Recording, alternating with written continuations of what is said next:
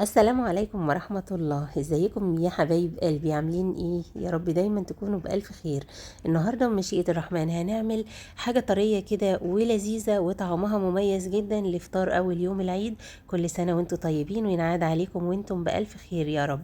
هنبتدي نجيب معانا كيلو ونص من الدقيق، وهكتب لكم مقادير الكيلو في صندوق الوصف. كيلو ونص من الدقيق نخلته كويس جدا، نزلت بيه في العجان. هنزل عليه بنص معلقة من الملح، وهنزل بمعلقتين من السكر، وكمان هنزل بباكت من الخميرة. وطبعا لو انت متأكدة من الخميرة بتاعتك بتحطيها على طول على الدقيق. هنزل بمعلقة كبيرة برضو من البيكنج باودر، او الباكت كامل، يعني هو بيبقى معلقة كبيرة. هنزل بمعلقة من الحليب البودر، بيدي نعومة حلوة جدا للعجينة بتاعتي. هقلب كل المكونات الجافة كده ومكسها مع بعضها كده زي ما احنا شايفين. عندي هنا طاجن صغير كده فيه حوالي كوبايتين من اللبن الرايب، انا مروباه عندي علشان اعجن بيه بقشطته بحاله كده زي ما احنا شايفين.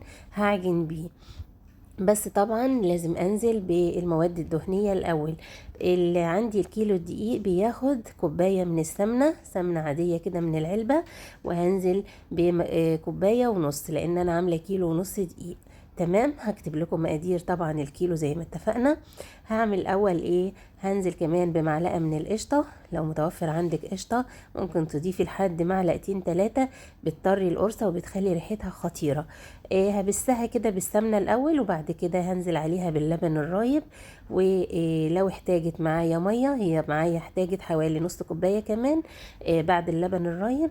وعجنتها طلعت عجينة طرية وناعمة جدا كده زي القشطة. هسيبها كده ترتاح معايا مش اكتر من ربع ساعة، وبعد كده هقطعها.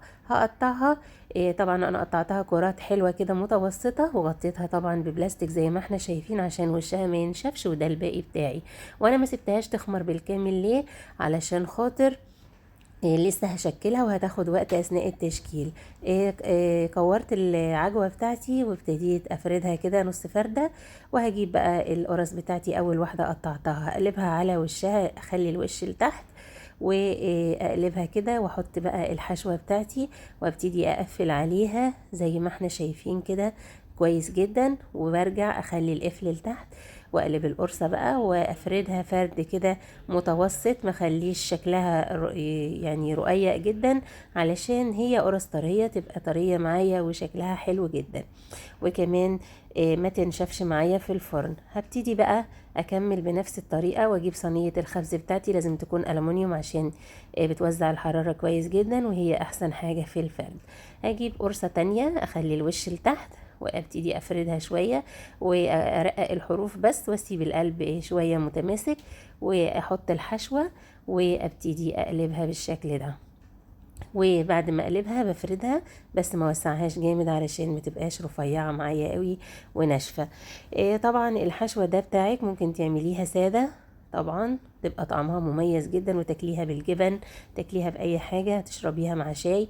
انا عملت شويه بالعجوه، صينيه بالعجوه، وعلمتها كده باي ستيك كده زي خطوه القطه.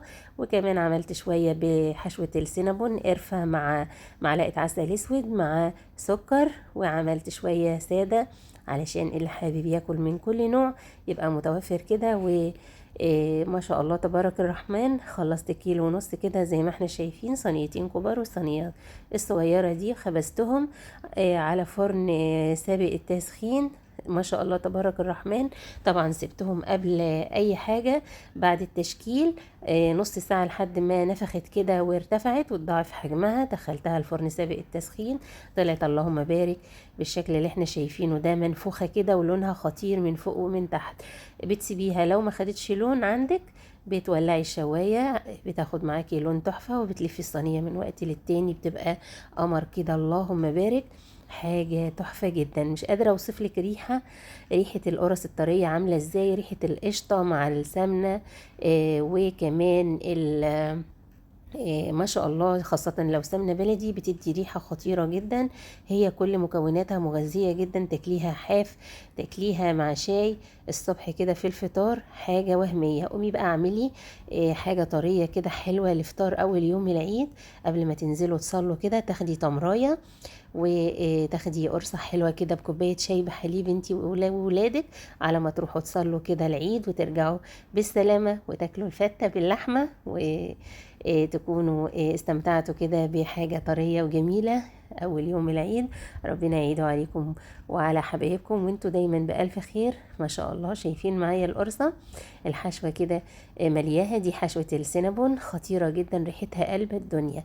أنا من عشاق ريحة القرفة في المخبوزات، بتبقى خطيرة جدا، بنحبها وبحب احطها في معجنات كتير. شايفين دي الصينية الأخيرة الصغيرة، تبارك الرحمن ما شاء الله تبارك الرحمن. الكيلو ونص بيرمي كمية كبيرة، لونها تحفة زي ما احنا شايفين، وخطيرة، ومقاساتها كلها موحدة كده، وكمان خبزها في منتهى الجمال. صحيح بيقولوا البيت اللي من غير دقيق حلو دقيق. انا بحب المخبوزات وبحب اعمل مخبوزات، وكمان المخبوزات من الحاجات اللي بتديكي دفء كده و بتحسسك ان البيت فيه خير. ما شاء الله تبارك الرحمن على طراوة القرصة وجمالها وريحتها الجميلة اللي قلب الدنيا. معلقة العسل الاسود مع معلقتين السكر ومعلقة القرفة عاملين ميكس رهيب جوه القرصة الطرية مع طراوة القرصة، مديني طعامة ما حصلتش، مع كمان العجوة في بعض القرص التانية شكلها تحفة. اللهم بارك. الكيلو ونص عمل معايا الكمية التحفة دي. بتقدري بقى تحطيها في علبة كده بعد ما تبرد تماما، علبة محكمة الغلق عشان تفضل طرية معاكي. ممكن تشيلي جزء منها في الفريزر، ولما تخلصي الجزء اللي بره بتخرجي الجزء اللي في الفريزر، بتطرى معاكي وكأنها لسه مخبوزة. وممكن كمان تدخليها الميكرويف تسخن معاكي كده كأنها لسه طالعة من الفرن. واستمتعي بقى واكلي ولادك حاجة حلوة وصحتين وهنا، وان شاء الله نتقابل دايما في كل جديد، وانتظروني دايما في فيديوهات كتير حلوة ومميزة.